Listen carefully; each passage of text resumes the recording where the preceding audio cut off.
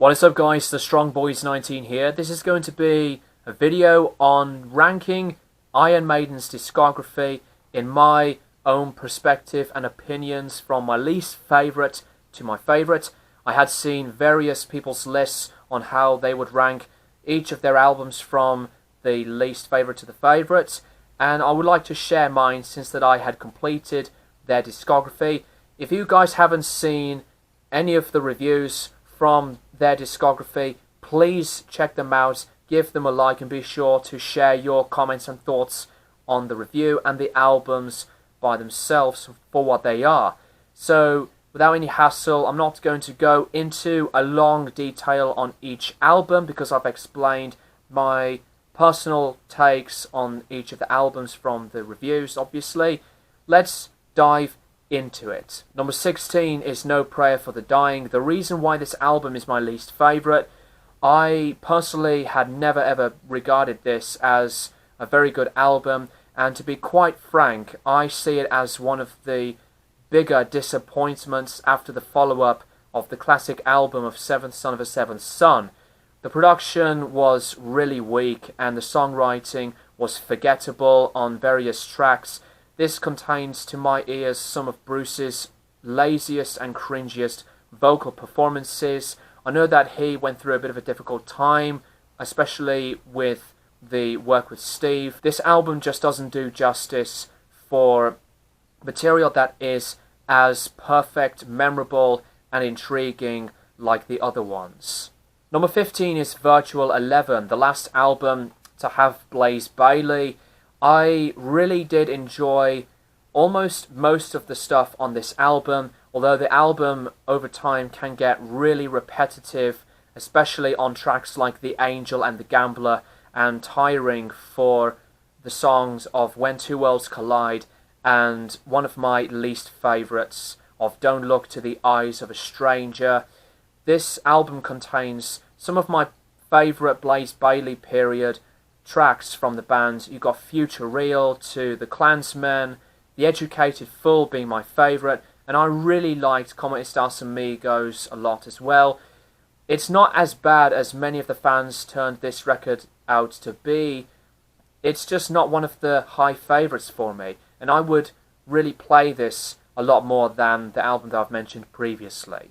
Number 14 is going to be very controversial for some, and it is Dance of Death. Now, the reason why this album is very low on the list, I don't really care for this album as much, though I do respect it highly.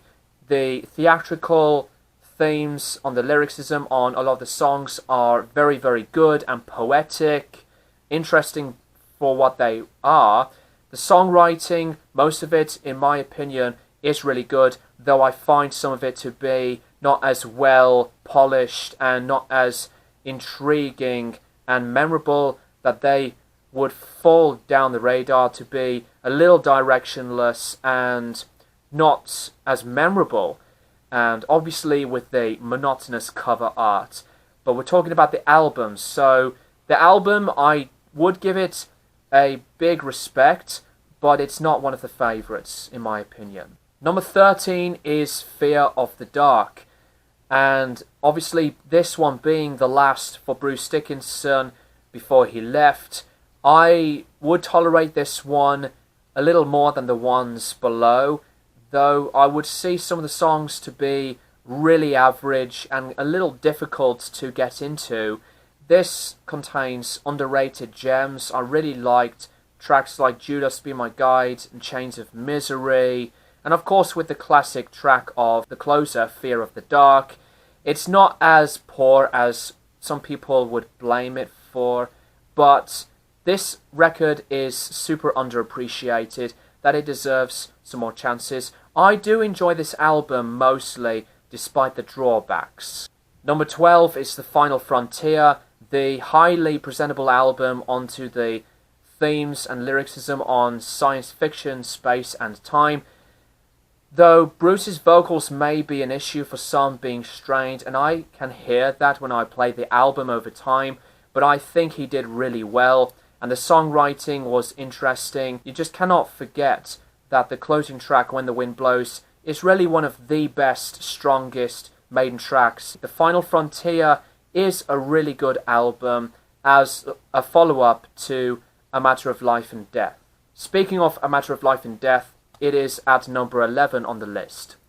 And I would still pick this as one of the quite underappreciated albums, because though it did give a bit of a mixed response and reactions over time after the album's release, and when Maiden performed the album in its entirety live, people would have just wanted to hear obvious hits from the band. But I think it was an interesting move for them to do that. Very intriguing and awesome deliveries on the songs. It brings back some memories and nostalgia from when I was diving into Maiden, seeing the videos for Different World and the reincarnation of Benjamin Brieg, and really liking some of the other songs on here.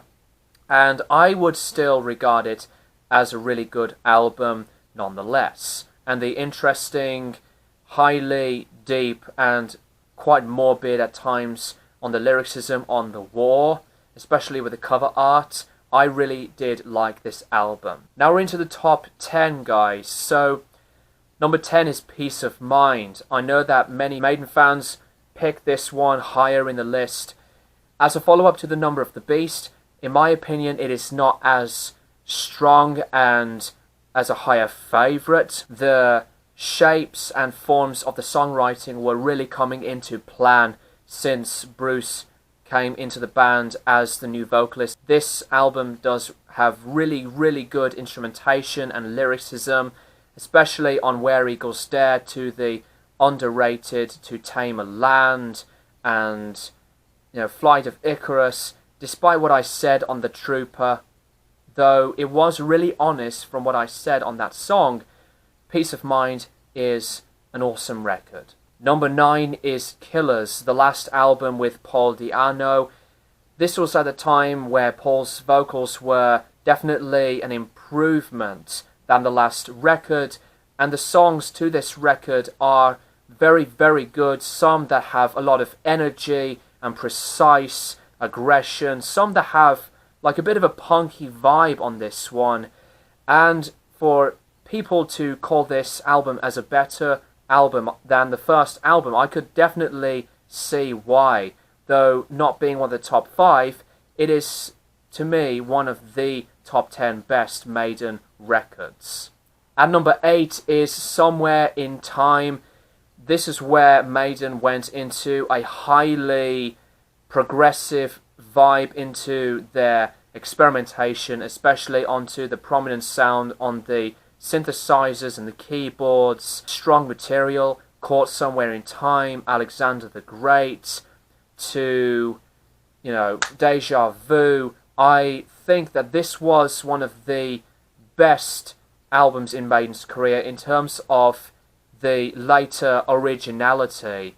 This to me does have really good production and the outstanding artwork as well. Easily just one of the best albums in the later half of the 1980s period. Number 7 is Brave New World, the comeback album with the return of Adrian Smith and Bruce Dickinson. Has amazing, amazing melodies. This is one of the most melodic records Maiden had ever put out. Incredible songs, The Wicker Man to Ghost of the Navigator, The Thin Line Between Love and Hate. My favourite being Dream of Mirrors, to Blood Brothers and Out of the Silent Planet. Very, very good album, though not being one of the classics in my opinion. This album's production too is simply sublime. Number 6 is The Book of Souls, and I had reviewed this album very highly when it came out, and I still stand by it as, to me, easily Maiden's strongest album in a very, very long time, more than a decade. The inspirations, the themes, they were definitely very, very good, and the songwriting can be a little bit of a turn-off, though one of the tracks would be at a very long progressive amount of time. But I simply wouldn't think of it as a bad thing, because they've done it before. and I really like what they did to this album, from the production to the songwriting, the lyrics. It was just some theatrical, stunning, and near perfect piece of material that the band had ever created, in my own words. Number 5 is The Number of the Beast, the first album with Bruce Dickinson after the departure of Paul Di'Anno, and one of the albums with Clive Burr on drums. And The Number of the Beast is really no exception for a debut to have Bruce Dickinson with the rest of the band. This was at a tremendous and spectacular starting point for Bruce. His vocals were at one of his greatest, that still sounds powerful and fresh to material on tracks like Invaders, Run to the Hills, Hallowed Be Thy Name, and 22 Acacia Avenue.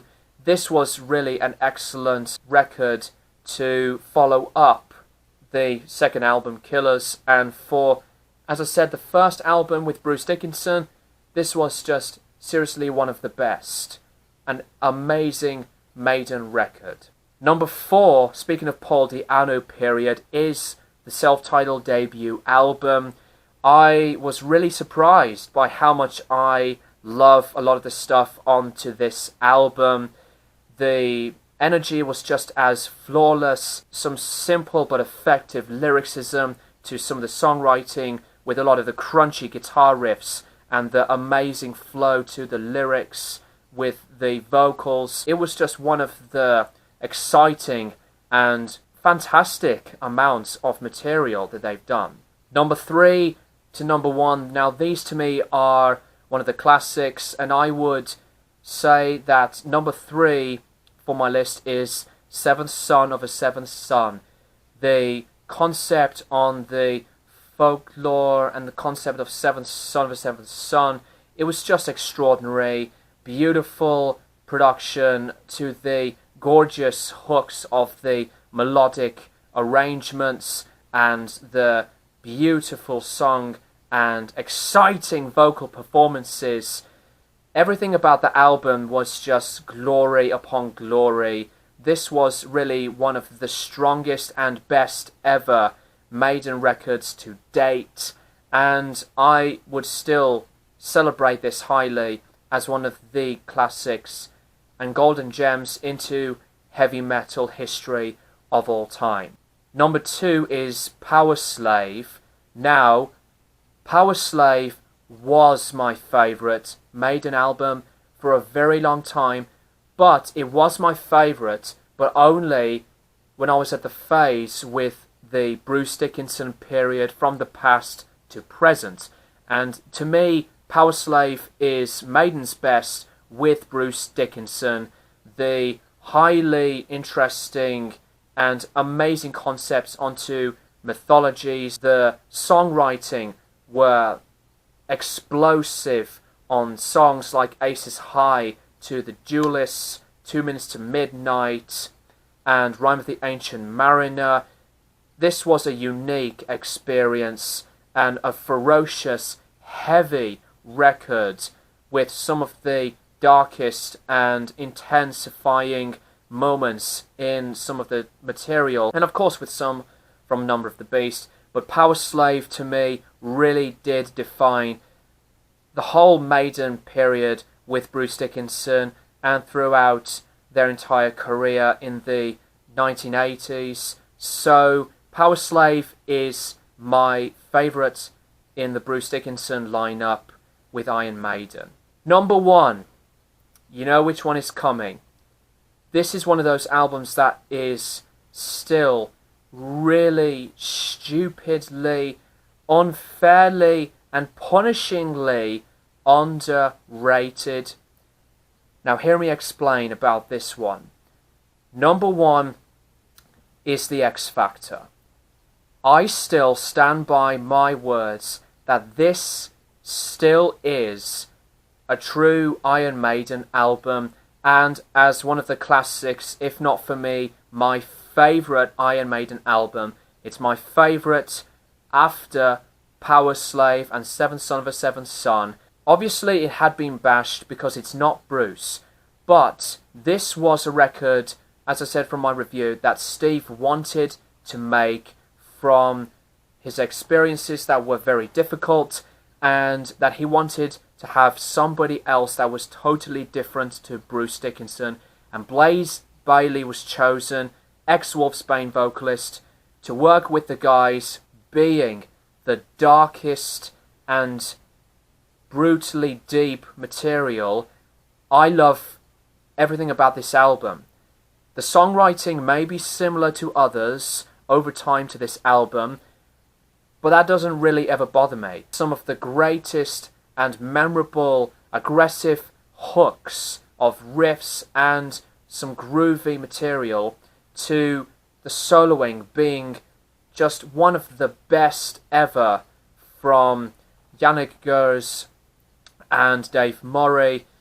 I think The X Factor is one of those albums that definitely deserved to be so much more appreciated. Just think of it as an Iron Maiden album, and an album that Steve wanted to create, to put it into art. That is my list for this video, and I would still be looking forward to see what your list is going to be. In the comments, from your least favourite to your favourite, please do that, and I would love to see them. Thank you guys for watching, and I'll keep you guys posted for more videos in the near future.